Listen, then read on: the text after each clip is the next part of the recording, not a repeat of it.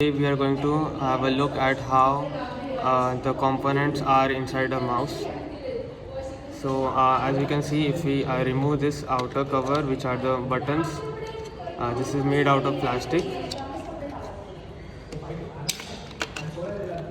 So this is made out of plastic. These are the buttons that we see on which we keep our fingers.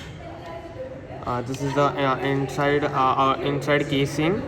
This is also made out of plastic, and then we get all the PCB and the components.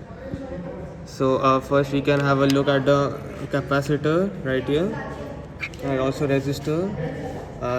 This is an IC, 8-pin IC, which is the DSP. DSP is a digital signaling processor.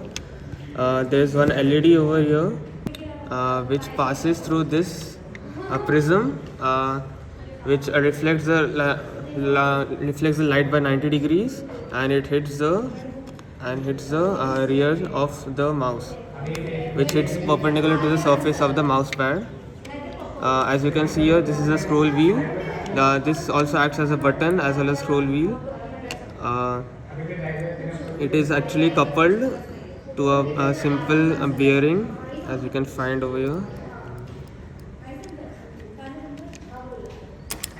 Yeah, so right here there's a coupling on which the scroll wheel is housed, and this is this yellow button right here is a middle button, the scroll wheel button, and these red buttons right here this is the left mouse button, this is the right mouse button. This is the PCB, and this is how the PCB looks from the rear side. So 4 connections come out from the PCB, which combine into one USB cable, which is connected to the laptop or the desktop. And yeah, this is pretty much it.